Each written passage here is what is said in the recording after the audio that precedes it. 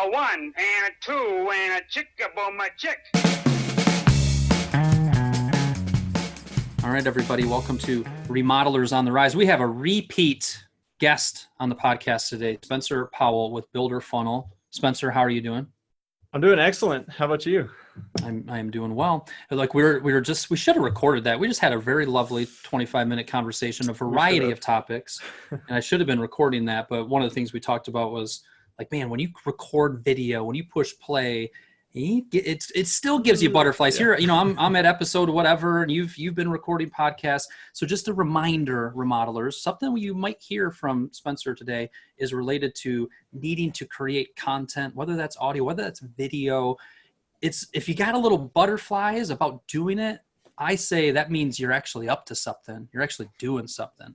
And I heard somebody once tell me, because I would get nervous before a presentation or something like that, or a game, sports, and right before the whistle goes, you just get the butterflies, and they said it just means you care.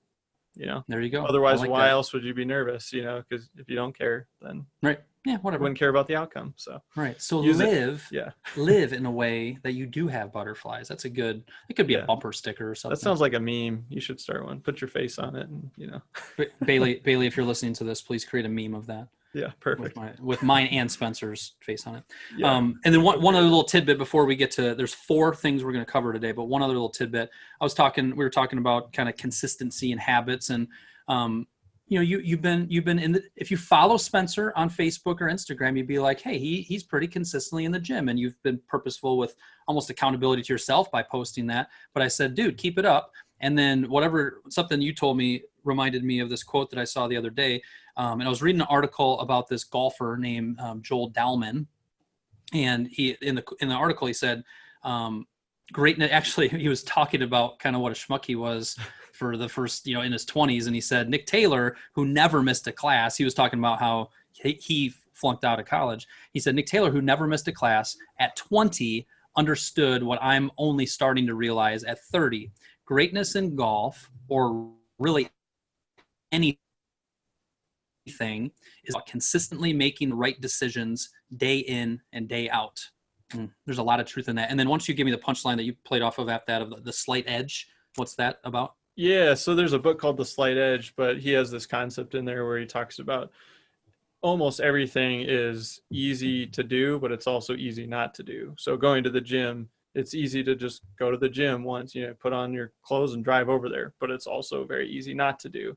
It's easy to pick the apple instead of the candy bar, but it's also easy to pick the candy bar. And so everything, you're either always inching forward or you're inching backward. And so I often refer back to that and just try to make the easy right decision instead of the easy wrong decision. Boom. Love it. Cool. So there's your little prologue, folks. Now we're going to get into the main part of the podcast. So there's four topics. One that Spencer and I think we mentioned at the last time we did the podcast, which if you go back to the March 27th, 2019 podcast, is titled Optimizing Your Online Presence with Spencer Powell. So you can look that back up. And at that one, we talked about maybe diving into online reviews and the importance of those. And then when we were communicating before the podcast, I said, is there any other topics that are kind of, that you're passionate about right now that you've been spending some time thinking about? And you gave me 3 other ones. So we're going to cover in about 5 or 6 minutes each, 4 different topics. One being online reviews and how important that is as a remodeler in this day and age of marketing. Number 2, our pricing content experiment. Just kind of openly talking about pricing. We'll get into that. Number 3, thought leadership marketing. And then number 4, becoming a media company. Cool.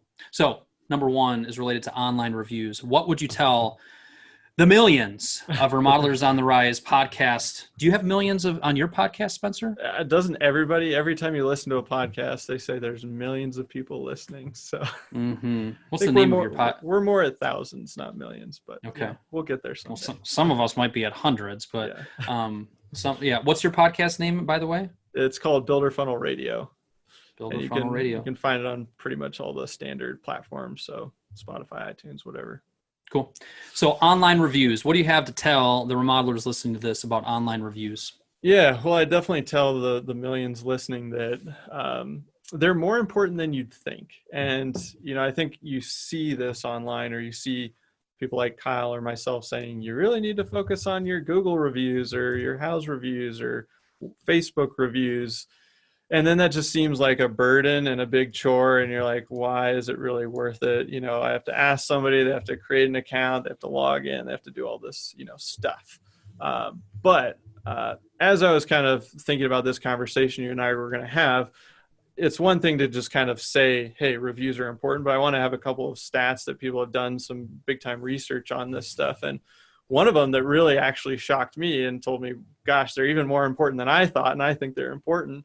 89% of consumers trust an online review just as much as a personal recommendation. So people will go online, think about it. You go online, you go to Amazon, you look at some products, you read 10 reviews, and you go, yep, that's good enough for me. Because we're smart, right? We can see trends. We can go, okay, I read these 20 things, 17 of them were pretty consistent. They said similar things. And then there's these 3 crazy people that said, whatever. And you can discount that in your head and you go, oh, yeah, okay, whatever. And then you make your decision. Like, have you met, Tallbird 47 on Amazon? And no, but you're like, yeah, their comment looks legit. They seem reasonable. Like, I trust them. And so, people are getting more and more comfortable with trusting online reviews, and clearly they're valuing them similarly. And like what you said, people, like, we're smart, and your prospects are smart. When you look at the reviews and you read the reviews, especially for remodeling, like you can tell if it was an actual customer just by the way they talk and they use the actual, owner's name or an employee's name. People are smart. So, okay. So that's number 89%. Trust it just as much as a personal referral. Just as much. Yeah.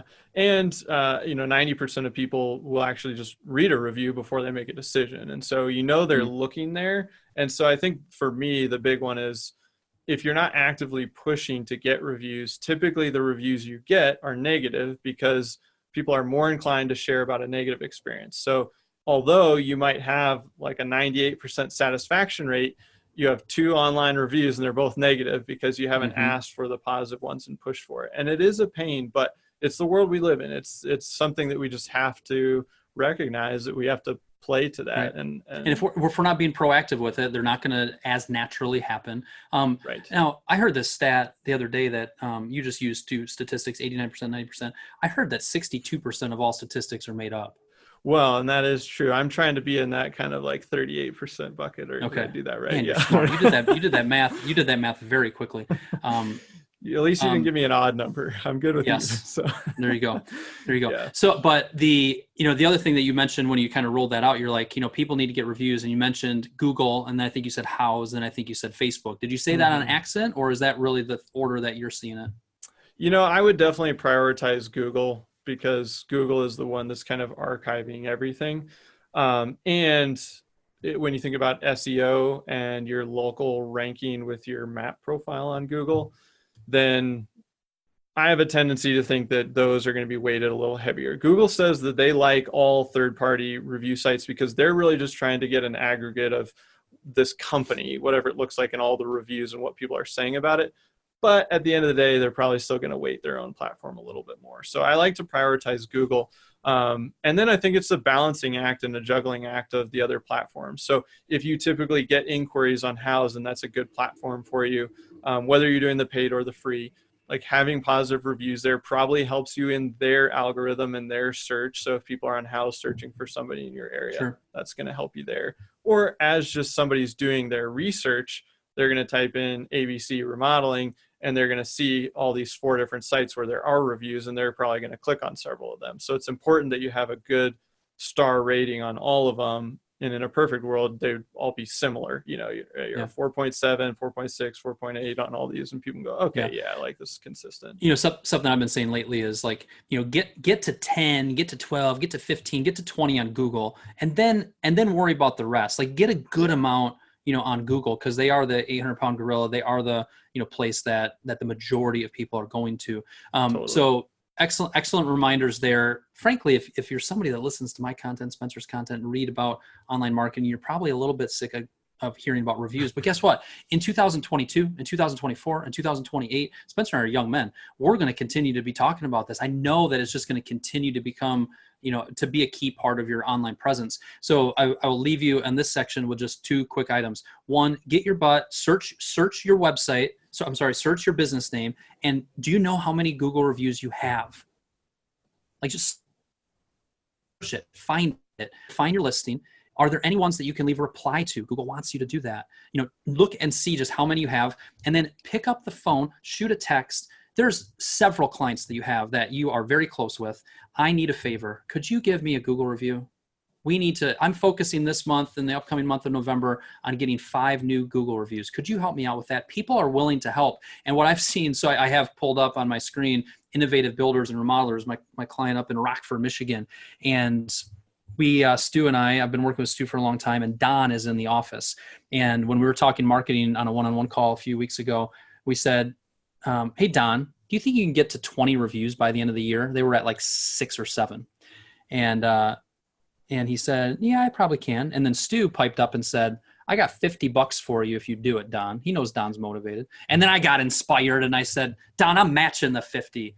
And so it's $100. Now, sometimes that little incentive for somebody on the team can be the difference between jumping in or not. Innovative Builders and Remodelers. Go ahead and look them up, folks. 33 reviews. And if you read over the last couple months, Tracy Smith, Ron Warren, 3 days ago, 6 days ago, 6 days ago, 6 days ago, a week ago, 2 weeks ago, he's just been consistently just reaching out saying, hey, can you help us out? Can you do us a favor? Sends over the email, and boom, people are willing to help you. You just got to put, like you said, Spencer, put a little proactive action in it. Yeah, and I like that. And I agree with you 100% with one caveat, which I would add. If you do the research and you say, oh, I've got 2 on Google and 2 on Houzz and 2 on Facebook, and you said focus 100% on Google, the only caveat I'd add to that is, if you need to do damage control in some other areas, see if you got a 1-star rating. But otherwise, I mean, hammer Google. And do you know yet the impact that's had for, business or local searches or anything like that? We talked about it a little bit a couple weeks ago, and we couldn't necessarily point to anything specifically, partially because it's just a client I meet with once a month. But here's what I know without knowing the statistics. It's really good, right? It's going to help in organic. It's going to help all the way around. Also, I agree with what you just said, but did you just caveat and almost correct me on my own podcast, Spencer? That was kind of awful. Yeah, I'm sorry about that. I mean, it'd be one thing if it was, anyways. All right, so that's number 1. Online reviews. Hey, but that's number how we roll, right? We that is how we roll on a few things. That's okay. Good. I mean, yes. Number 2, our pricing content experiment. Talk about that. Yeah. So, we're big believers in this concept of inbound marketing, which is people like to do their own research and we want to attract them through content. And to be effective with inbound marketing, you really have to put yourself in your customer's shoes. Yep. I'll get it right. You got it. So if you think about it, you're the consumer, you're researching a remodeling company. You're going to Google everything, all kinds of questions, and you want to be able to do that research yourself because we love doing our own research. And then when you're comfortable, you'll go talk to somebody. And so one thing that just was not being talked about across the board was pricing. But that's almost, I know on all these pre-qualification calls, that's one of the first things that comes up. Yeah, I was, researching doing my kitchen and, I was kind of interested in figuring out how much this costs. And then it's like, well, it depends and blah, blah. And then you go down your thing. Well, what if you were the one that was just owning that conversation online? So we created some blog posts for a client of ours. And we, how much does it cost to create a kitchen remodel in XYZ location? How much does it cost to do a bathroom remodel, et cetera, additions? And you're not saying, hey, a kitchen costs $70,000. You're saying it could be between, $40,000 and $150,000 in this area, and based on size and knocking out walls. Yeah, all those things. And just talk about why it could be on the lower end, the middle, or the higher end of that, and what goes into it. These posts are typically 1, 2, 3, and 4 if you look at their top viewed blogs. Wow. And you can go back all time. So even blogs that were created 5 years ago that have been indexed in Google for 5 years, these posts are passing them. And And then to make it even better, create a lead gen campaign around it. So like a remodeling pricing guide that somebody can download and they fill out. We literally went from this client was producing about 30 leads a month through their website. We launched this campaign, went to 60 leads a month very, very quickly within a month or two. And so we've been just rolling out more and more pricing content across the board.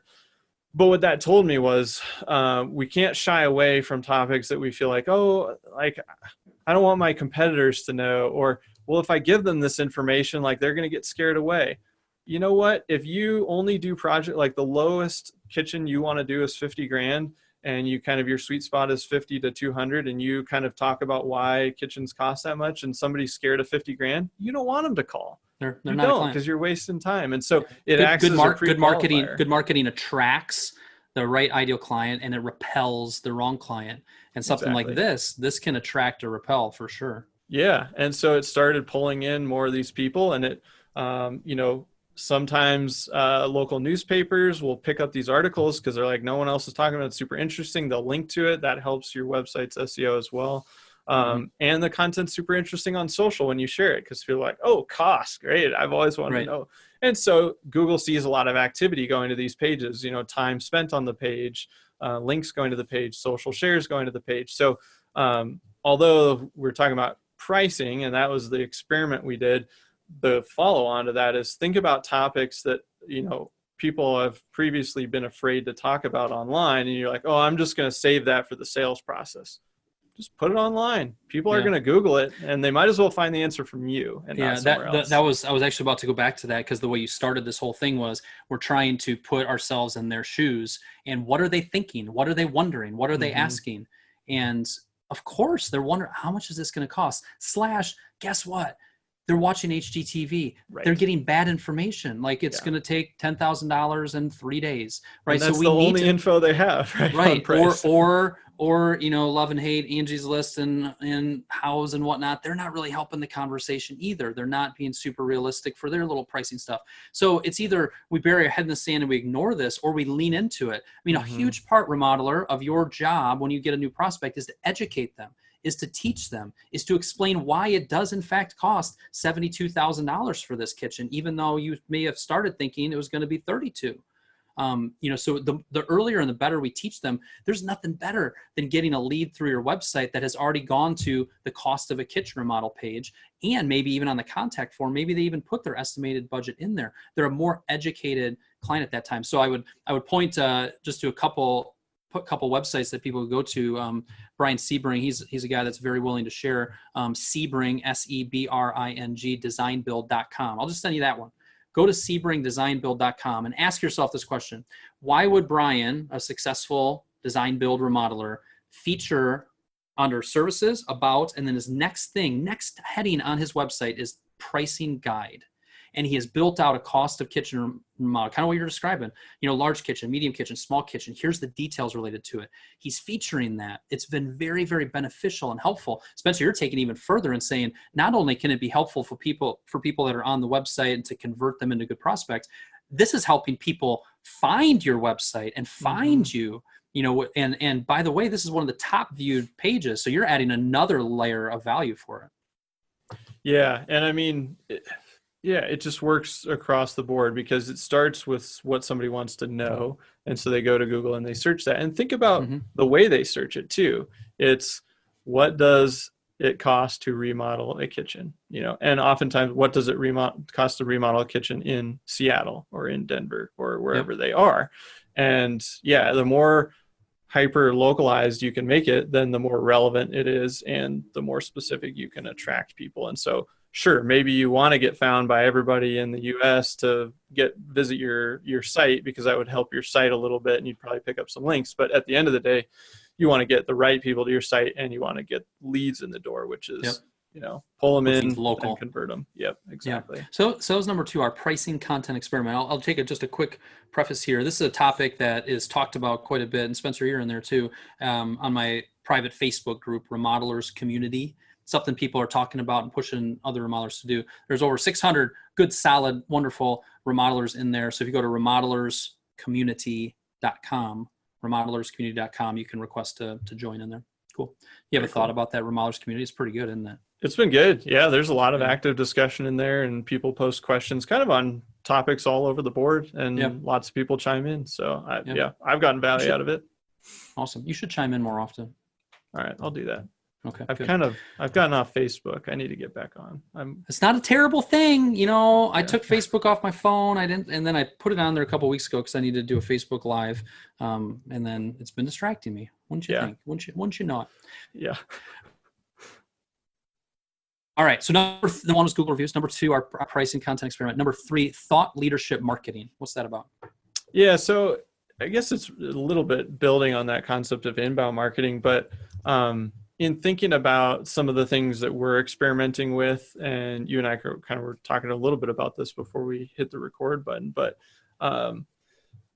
really thinking of your marketing as, how do I become a thought leader in the space? And it doesn't mean you have to be a thought leader nationwide, but you can be a thought leader locally or within your area of expertise. So if all you do is kitchens and baths, and you want to be the kitchen and bath guy in, Denver or wherever you are, like thinking about how do you do that? And you typically do that by educating people and sharing information, which is the concept of inbound marketing, which a lot of times we talk about blogs, you talk about social media. But really, I think the two mediums that are rising quickly in my book are podcasts and video. And so it's the audio and video component. And you and I were just talking about this where, I just went to Orlando, and we were at a show, and a bunch of people were coming up to me and saying, "Hey, I've been listening to the podcast." You're at the Remodeler Summit, the Remodeler's Advantage thing. Yeah, the Remodeler Summit. And they recognized me because they've been listening to me and talking to, basically getting information. I'm in their ears, a couple hours a month or whatever it is that they're listening. What did your employee call you? Low-key famous. Low-key famous. Spencer, you're a little low-key famous around here as you're waltzing through the halls of the Remodeler Summit. But yeah, it just was an eye-opener for me in that you can't, people can get to know you and see you as an expert. And I mean, to be honest, we're a company here of about 10, 11 people in Colorado Springs. We're just in our little corner of this town, and we're reaching people across the country. And I show up at an event and people know who I am. And I mean, we don't go to a ton of events. We do a lot of stuff behind the scenes. And so how do people get to know you? They get to know you by hearing you and seeing you. They can get a lot out of a blog, but to me, it really opened my eyes into the power of those other mediums. And so this idea of thought leadership marketing is, as remodelers, you can just crush your competition. Are you seeing any remodeler doing it yet? There's a handful, but I kind of have to hunt. Nobody's doing it in the way that I think I have a vision for it, and I guess the ultimate vision for it is if any of you follow Gary Vaynerchuk, where he literally has 2 or 3 guys following around with a camera 24/7. He just records everything, and then they just pick out the pieces that they want to use of his life, is basically what he's doing. But did I tell it not to name drop, but please do. I did spend a day with Gary V back in May. Did you know that? I did, and I may have sat in his office chair. Yeah, that's super cool. It was pretty neat. Yeah. But that's for another day. Yeah, we can do a whole podcast on that. Right, that would be the ultimate. Yeah. Actually, let me pause there because we could do a whole podcast on it. But something that I didn't do a great job of is, out of that day, it's called 4D Daily Digital Deep Dive. Out of that day, I got back into work mode really quickly. I took a ton of notes. Everything was fresh. I was inspired. Everything was going on. And then I kind of, anytime you consume content, I mean, this can happen in a book you read. It could be a sermon you hear. It could be a podcast you listen to. It could be a movie you watch. You can get inspired. And then as the days go on, it fades a little bit. Mm-hmm. So I could do a podcast. I'd have to think pretty hard on it, but it's just a reminder that when you go to a Remodeler Summit, when you listen to a podcast, one of my clients, I just got off the phone with her, and her and her husband were at Michael Stone's class out west. And it's really important to really capture, what were my true action steps here? What do I really want to implement? And you got to strike while the excitement is hot. So I just went on that little riff because I just got done debriefing on this Michael Stone thing that LJ Level was at, and you brought up Gary Vee, and I'm like, yeah, I could, but boy, it's really fuzzy, and it's only been 5 months. Yeah, gotta go back so to this the thought, notes. the reason I asked about, have you seen anybody do it well? One of my clients, and this was 7-8 years ago, and he was, I can hear it in my voice, I can hear it in my head. Bob Burnside here, Fireside Home Construction. Today, what I wanted to show you is the way that we approach, installing a window. What we want to show you today is we talk a lot about job site cleanliness, and I just wanted to show you the steps that we take for that. Just it's a Gary Vee phrase, right? Documenting the process of it. Absolutely. And I've been hammering this for so long, and nobody's really grabbing it. I did a talk for all of the home builder associations around the state of Michigan a couple of months ago, and it came up somehow, and I said, you know what, who's going to be the first HBA who starts a local podcast about the building industry? Bring your members on, talk about them, talk about events. You guys talk about how you want to get the HBA out in the community more. There's so many ways. And then as a remodeler in Brighton, Michigan, where I live, if you just start talking about Brighton and you start talking about homes and you have some guests on, when people search Brighton, Michigan or homes, home remodel, one of my clients in Grand Rapids, I actually should check in with him because he was kind of starting to get fired up about this. It takes work. It takes effort. It takes effort for me to create this podcast, for you to create this podcast, your podcast, but it's the future, no doubt about it. Yeah. And if we can get comfortable behind a microphone, if we can have guests come in, if we can educate, all you need to do is just teach homeowners what you do every day. Educate them about building materials, educate them about the cost, educate them about the process. You talk about this all day, every day in your sales process and everything you do. And it's just a matter of capturing it in a little different way. It's not about salesmanship. You're not hearing Spencer and I talk about, and if you sign here today, all we're doing in this whole thing is educating. We're teaching. And through that, you get a feel for my expertise, you get a feel for Spencer's expertise, and that leads to opportunities. It's the same thing as a builder, as a remodeler, you can do this. Yeah. Yeah. And we always try to be a kind of a testing ground and practice what we preach, which is why we started the podcast. We're like, hey, I think this is going to be a channel, but we got to figure it out ourselves. But going back to what you're talking about, with talking about Brighton, or a city, I think people get caught in the trap of, well, I can only talk about remodeling. And although you can run through that and spend a lot of time creating content there, the opportunity is to be a local thought leader. And so you can talk about improving certain zip codes or neighborhoods, or, what's going on in the town, and, oh, they've got some new development over here, and that's why this might be a desirable place to live. And right. I got an article in front of me about Genoa Township. There's a big meeting coming up next week, or that was happening last week. They had a huge influx of people, and they were talking about the zoning of this new residential development. And I want to talk about it. Exactly. Yeah. Right. I don't even have to. I would love to do a local podcast because I look across the street over there. There's Bountiful Harvest. It's a food pantry. They just built a whole building. Just had a grand opening. How did that happen? The building. I go right there. There's Pam McConaughey with the Brighton Chamber of Commerce. There's so many. Have a real estate person come on. How's the market? And then spend it just with you talking about the process of remodeling. There's so many things you can be done. Maybe, just maybe, somebody's listening to this, Spencer, and they're going to be like, let's do it. That makes sense. That makes sense. I can't wait. That number 3, it's going to work. It'll work. Next to number 3, thought leadership marketing. That's what that's about, is really leaning into being the go-to expert.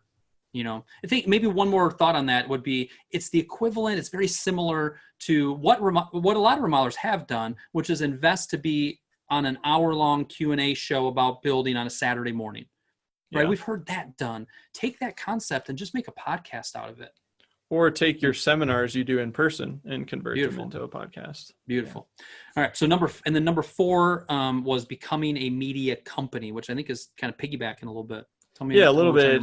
Yeah. So speaking of conferences, you said you went and spent 4 days with Gary Vee, which I'm very jealous of. No, it was 4. It was a 4D day, daily digital deep dive. It was 1 day. 1 day. Okay. Well, you could have spun it off as 4 days, but yeah, 1 day.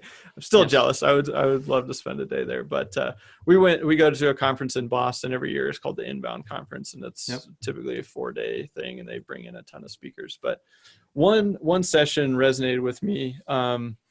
And they talked about this idea of becoming a media company. And so the kind of the big out there example is Red Bull. So Red Bull does about like 8 or 9 billion in sales for their products.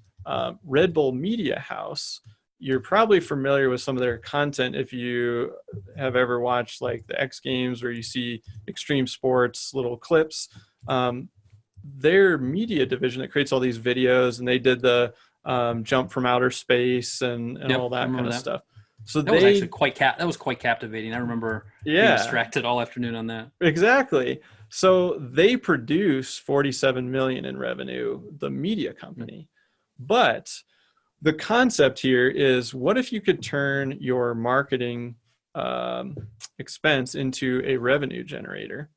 And typically when times are tough, marketing is always the first to go. We could argue that it probably shouldn't, because marketing drives sales and sales drives the machine. But typically you're looking at your line items, you're like, man, times are tough. We got to cut some marketing. You got to, you look at those things. Well, if marketing if it was producing revenue and it was producing leads and sales, suddenly now that is a huge asset within your company. So building on the idea of being a thought leader, having a podcast, having a YouTube channel, let's say you start talking about the local area and you also talk about remodeling, and you just get a big following and all the people in the town love following you. They get good information. Well, guess what? Your local law guy, your local other guy, they're going to want to advertise on your podcast, and they're going to pay you $5,000 a month or $8,000 a month or whatever it is to get access to your audience. So now you're offsetting your marketing investment, or potentially even making money on your marketing. But it's generating leads for sales, and that's feeding your core business. So when you were out there listening to all these different sessions, that one got your attention. You're like, man, that makes sense. It makes sense because that's the way things are going. And so their whole concept was, hey, build an audience, and then once you got the audience, obviously the goal is you're trying to drive leads, but there's maybe 5%, 10%, 20% of that audience that's a good fit for you. What are you going to do with the other 80%? And is there a way to monetize it, and turn that into something that produces a very, very sustainable, if not ridiculously profitable marketing costs? Instead of a cost center, it's a revenue center. So that's the direction we're headed. And I believe in it. It makes sense. It's very in line with the way people consume information, the way they want to do their own research. And so if you're just thinking about, hey, I'm trying to just add as much value as I can through my content, then those opportunities start to open up. And I think that's a sustainable model. And if anybody carves out that, I think that's a huge moat in marketing. We talk about building a moat. If you have a media moat that's surrounding your company, your competitors won't be able to touch you. Right. Let alone the strategic partners of the realtor and the lawyer, et cetera. Those are partnership opportunities. Yeah. So this should be for the quick thinking, for the creative remodeler. There's some good creative big picture ideas here. 4 things we covered: online reviews, very practical. Let's take that serious. Number 2, our pricing content experiments. Go to sebringdesignbuild.com, look around. You're going to find some examples of that. And Spencer gave you some examples of how that is benefiting in multiple ways. Thought leadership marketing and becoming a media company. If you were to summarize or have like your key takeaway that you would want somebody listening to this podcast to for you to reinforce or to kind of just state again, what comes to your mind as kind of your final thought here? Yeah, I'm definitely an idea guy, and I can get going down these paths. But I think if I were to boil it all down to just like, what can you do today, tomorrow, this week to get going on these ideas? It's think about all the questions you get asked in the sales process, and then create the answers in different media formats: video, audio, and text. Right. And if the podcast thing excites you, if the video thing excites you, start by writing it out. Start by getting your voice memo on your phone out and just record it. Start by just recording a video on here, posting it on Facebook. Like you said, just taking it practically, getting started. The only reason I'm able to do a podcast is because I did a lot of 2-minute little audios over the years. I did a lot of 2-minute videos. I started doing some Facebook Lives, and that allowed me to build some confidence and get some clarity on, I could do this. So I love what you said there. If you like these ideas, start with the questions, with the content. And then the other big thing I would reiterate, and you said it right at the tail end of your last under number 4 is, yes, the sponsorship idea is cool and this and that, but what you said is if you're delivering value, and anytime, even right now, here we're wrapping up a podcast, do I, as Gary Vee says, right hook, have an ask, hey, check out remodelersautopilot.com, which you can, by the way. It's a good way to stay in touch with previous Went clients. for it. Yeah. Do I do that? Do I say go to remodelerscommunity.com? Do I say leave a review on Spencer's Builder Funnel podcast and go there and leave a review for him? That's always the temptation, is like to create content, but then you trick them at the end. No, create content and just give, because that's how you build relationship. That's how you build know, like, and trust. And just be patient, because if you do that, if you're truly delivering value, it'll come back to you, if you're patient. So how do people note? Sure. Sorry, one more thing. Yeah, it's a good note that it doesn't happen overnight. It comes through going back to the very beginning of the show, like those consistent. I've consistently been creating video, creating content, creating articles, and as you do that, you really build that momentum. And one more quick thing is, it would be fun if you're game. I think I'd be game. I have some videos way back in the archives from 10 years ago where it is painful to watch them. It is painful, but like you were saying, we both had more hair back then. We had that going for exactly. us. A lot more. But you said you started with 2-minute voice memos and you kind of work with it. I feel like, that's the hang up is, I couldn't do a podcast or I couldn't do video. Record 10 videos and delete them, and then record 10 more, but just get the reps, because there's no way to get so when you from said here when you to said there, when you said you were game, you were going to go back in your archives and look them up just to show people. Yeah, I was thinking we could do like some before and afters to show people, That'd like, hey, this is what video looked like in the early days for Kyle and Spencer, and then here's what we're doing now. Here's the problem with that. Other than me looking a little younger then, I was so good at this even from the get-go, Spencer. Well, you're gonna look really good next to mine then, because it is bad. No, I agree. There's the ones that I cringe at the most. I remember what I was doing. For some reason, I'm like, oh, multitasking. And I mounted my phone up there, but I was driving. And I mounted my phone up there, and I was driving to Lloyd's Cabinet Shop, and I recorded just some really good content. And I remember getting some feedback. You see that all the time on Instagram and whatnot. But I remember somebody calling me out and just being like, you're driving. Do not ever do that again. And we were talking earlier, I don't like people not to like me. And that has I've never ever done that ever since then, because it is a stupid thing to do. And everybody that's doing it is pretty stupid to do it. We need to stop doing it. But I remember, so I cringe at those. And I just remember, now that it'd be fun to go back to it, because I would concur. And I know that when I look at it, I'd go, all right, you start somewhere. You got to start somewhere. So if you come up, you look up something, I'll look up something, and maybe we'll link to it in the show notes. Alrighty, yeah, that'd be great. Sounds good. Cool. Well, I'm at least going to give you the after, because I want people to be able to see both. There you go. Yeah, it's rough. Yeah, let's do that. Yeah. And then how do people or what would be your your ask, or where can people find more about you? What would you want to? Yeah, I appreciate that. I mean, builderfunnel.com, you can access tons of free content that we push out there. And then builderfunnelradio.com will get you to our podcast. We do push out a lot of things. We're just trying to help the industry. And you'll find your way back to, products or services that we offer if it feels like a right fit. So I just say, jump into our content. Hopefully it helps. I like it. Cool. That was fun, Spencer. We'll do it again soon. Cool. Yeah, that sounds good. Thanks, Kyle. All right, man. Take care.